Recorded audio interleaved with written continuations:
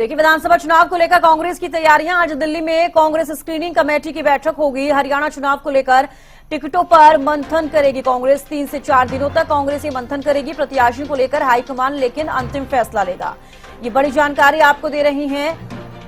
विधानसभा चुनाव को लेकर कांग्रेस की तैयारियां जोरों पर हैं। आज दिल्ली में कांग्रेस स्क्रीनिंग कमेटी की बैठक होगी। हरियाणा चुनाव को लेकर टिकटों पर कांग्रेस मंथन करेगी। 3 से 4 दिनों तक कांग्रेस स्क्रीनिंग कमेटी की ये बैठक रहेगी। कांग्रेस मंथन करेगी। प्रत्याशियों को लेकर हाईकमान हालांकि अंतिम फैसला लेगा। ये बड़ी जानकारी आपको दे रही हैं। तो विधानसभा चुनावों को लेकर कांग्रेस की तैयारियां हम आपको बता रही हैं। आज दिल्ली में कांग्रेस स्क्रीनिंग कमेटी की बैठक होगी। हरियाणा चुनाव को लेकर टिकटों पर मंथन करेगी कांग्रेस। हालांकि आपको बता दें कि 3 से 4 दिनों तक कांग्रेस ये मंथन करने वाली है।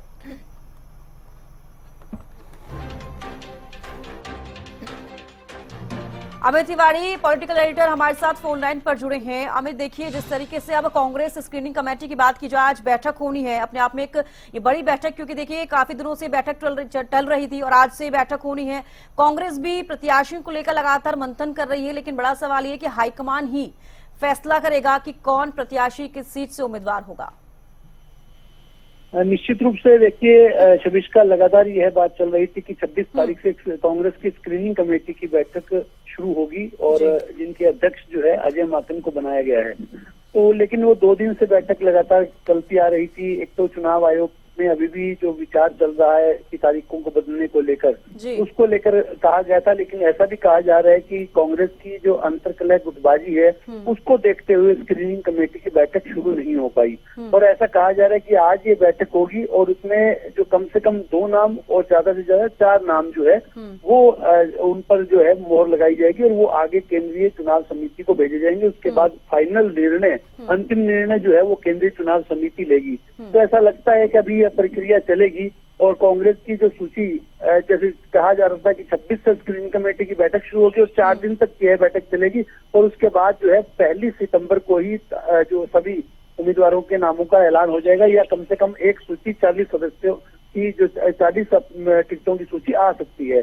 लेकिन अब लग रहा है कि उसमें कुछ और वक्त लग सकता है। और देखिए, कांग्रेस के लिए सबसे बड़ी चुनौती यही रहती है क्योंकि उनके पास टिकटार्थियों का मेला लगा हुआ है, आवेदकों की बाढ़ आई हुई है, 2500 से ज्यादा जो आवेदन आए हुए हैं। ऐसे में एक सीट है नीलोखेड़ी जहां पर करीब 88 आवेदन आए हुए हैं। तो ऐसे में चुनौती बड़ी है उनके लिए भी कि किसको दरकिनार किया जाए, किसको टिकट दी जाए। तो ऐसे में एक बड़ी चुनौती का सामना करते हुए कांग्रेस इसीलिए अपनी सूची है काफी देरी से उनकी सूची सामने आती है। अब देखने वाली बात है कि स्क्रीनिंग कमेटी अपनी रिपोर्ट कब तक दे देती है और उसके बाद क्या एक्शन केंद्रीय चुनाव समिति का आता है और पहली सूची कांग्रेस की कब आएगी और उसमें कितने नाम शामिल होंगे। जी शबिष्का, बिल्कुल। हमें देखिए, कई सारे सवाल हैं स्क्रीनिंग कमेटी की अगर बात की जाए तो, और जिस तरीके से आपने गुटबाजी का जिक्र किया, लगातार गुटबाजी को लेकर भी कांग्रेस को काफी खामियाजा भुगतना पड़ता है।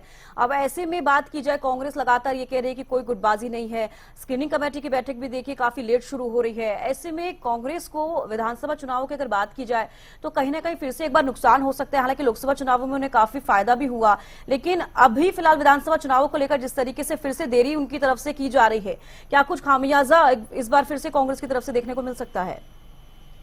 देखिए, निश्चित रूप से शबिष्का, अगर अंतरकलह, गुटबाजी, धड़ेबंदी का सवाल जब कांग्रेस के नेताओं और प्रवक्ताओं से पूछा जाता है तो बेशक वे इसका विरोध करते हैं और वे कई तरह के सवाल जो है उस सवाल पूछने वाले पर ही उठाने लगते हैं। लेकिन सबसे अहम बात देखिए कि जब भी अगर लोकसभा चुनाव में निश्चित रूप से उनको 5 सीटों पर जीत मिली, लेकिन वो लड़ाई एक लंबी लड़ाई, बड़ी जीत हासिल कर सकती थी। कई और सीटों पर भी चुनाव जीता जा सकता था कांग्रेस के उम्मीदवारों के द्वारा, लेकिन भीतर घात के चलते ही वे उन अपने मंतव्यों में सफल नहीं हो पाए।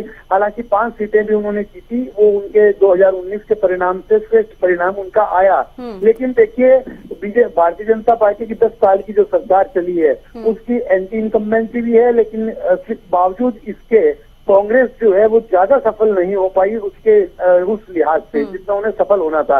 तो ऐसे में विधानसभा चुनाव के लिए भी एक बड़ी चुनौती उनके सामने है, क्योंकि देखिए अगर वो अपनी अंतरकलह और गुटबाजी के चलते उन्हें नुकसान, तो ऐसा कहा जा रहा है, अभी से ही सियासी गलियारों में चर्चा है कि अंतरकलह और जो टिकटार्थी हैं वे उनकी गुटबंदी और ऊपर शीर्ष जो नेता है राज्य स्तर के उनकी गुटबाजी और धड़ेबंदी, उसका नुकसान कांग्रेस को होता है। तो ऐसे में विधानसभा चुनाव को लेकर भी भले ही कांग्रेस अपने आप में खुशफहमी में हो कि उनकी कई सीटें आ जाएंगी और बहुमत से सरकार बना लेंगे, लेकिन एक चुनौती अंतर कलह से निपटने की है। पहले उसका मुकाबला करना होगा, फिर जनता के बीच जाना है। जनता उनको कितना एक्सेप्ट करती है, कितना उन्हें वोट देती है, वो आगे की बात है। जी छब्बीस। बिल्कुल, हमें जिस तरीके से आपने जिक्र किया भीतर घात का और देखिए अंतर कलह का, हालांकि कांग्रेस उसको हमेशा कहती नजर आती है कि उनके अंदर कोई गुटबाजी नहीं है, पार्टी में कोई गुटबाजी नहीं है, और हाईकमान भी देखिए इसी तरीके से ये भी कहते हुए नजर आए हैं कि अगर फिर से एक बार विधानसभा चुनाव में इस तरीके की अगर स्थिति रही तो कांग्रेस को कहीं ना कहीं फिर से नुकसान होगा। और प्रत्याशियों की अगर बात की जाए तो इस बार कांग्रेस क्या कुछ सोच रही है प्रत्याशियों को लेकर, जिस तरीके से लोकसभा में भी देखिए जब टिकटें आई थी, टिकटें वितरित की गई थी और लिस्ट जब जारी की गई थी तो काफी नाराजगी कांग्रेस के अंदर कई बड़े नेताओं में देखने को मिली थी। इस बार किस तरीके की तस्वीरें रह सकती हैं? देखिए, इसमें तो कोई दो राय नहीं कि लोकसभा चुनाव में टिकटों के आवंटन के दौरान इस बार कांग्रेस के शीर्ष नेतृत्व ने भी मजबूती दिखाई थी और कई जो बड़े नेता थे उनके टिकट काट दिए थे। चाहे वो किरण चौधरी की बात करें, उनकी बेटी सुश्री चौधरी का टिकट काट दिया। कई ऐसे नेता और थे जिन्हें दरकिनार कर दिया गया, वीरेंद्र सिंह को दरकिनार कर दिया गया। तो उसी वजह से ही एक जो गुस्सा है, जो अपने छत्रप हैं, जो धुरंधर हैं अपने अपने इलाकों के, कांगड़ की राजनीति करते हैं चौधरी वीरेंद्र सिंह, अब ऐसे में उन्हें दरकिनार किया जाता है तो स्थिति निश्चित रूप से कांग्रेस के लिए दुखदायी रह सकती है। क्योंकि वहां देखिए हिसार में भी गुटबाजी है, धड़ेबंदी है, उसमें अगर वीरेंद्र सिंह की टिकट काटते हैं, चीन का इलाका है, तो ऐसे में कई इलाकों की अगर बात करें पूरे प्रदेश में ही, तो वो गुटबंदी और धड़ेबंदी में टिकटों के आवंटन को करना चुनौती का काम है। टिकट का बंटवारा करना, किसे दी जाए किसे नहीं, एक अनार है 100 बीमार है। तो ऐसे में निश्चित रूप से जो बाकी 99 बचते हैं, बाकी जो उम्मीद करके कांग्रेस का टिकट लगते हैं, निष्ठावान सिपाही हैं, उनको दरकिनार करके कुछ जो पैराशूट से उतरते हैं उन्हें टिकट दे दिया जाता है, या जो पार्टी छोड़कर चले गए थे और वे अवसरवादी बनकर अब दोबारा से कांग्रेस जब कुछ मजबूत दिखाई दे रही है तो वे वापस आ रहे हैं। जब डूब रही थी कांग्रेस, जब छोड़कर चले गए थे, तो ऐसे में जो निष्ठावान जो उनका कार्यकर्ता है, उनका वो जो टिकट मांगने वाला नेता है, वो जरूर निराश होता है और उस निराशा में ही जो है कांग्रेस को सबसे बड़ा नुकसान होता है। इस पर लगाम लगाने के लिए निश्चित रूप से कांग्रेस कुछ कदम उठा रही है, लेकिन देखने वाली बात होगी कि क्या कुछ कदम उठाती है और क्या मजबूती से आगे बढ़ती है। जी बिल्कुल अमित, नुकसान तो यहाँ पर बिल्कुल झेलना पड़ा था, लेकिन जिस तरीके से टिकट वितरण किया गया था उससे कांग्रेस को भी काफी फायदा हुआ था। फिलहाल के लिए बेहद शुक्रिया अमित हमारे साथ जुड़ने को, तमाम जानकारी देने के लिए। तो देखिए, कांग्रेस की स्क्रीनिंग कमेटी की बैठक जो है आज से होनी है और 3-4 दिन तक ये मंथन चलने वाला है कांग्रेस का प्रत्याशियों को लेकर। किस तरीके से अब लिस्ट तैयार की जाएगी, कौन कौन से प्रत्याशी होंगे, इस पर गहन मंथन विचार किया जा रहा है। क्योंकि लोकसभा चुनावों में जितना फायदा कांग्रेस को हुआ, पूरी कोशिश कांग्रेस इस बार करेगी कि विधानसभा चुनावों में भी उतना ही फायदा इस बार फिर से कांग्रेस को मिल सके।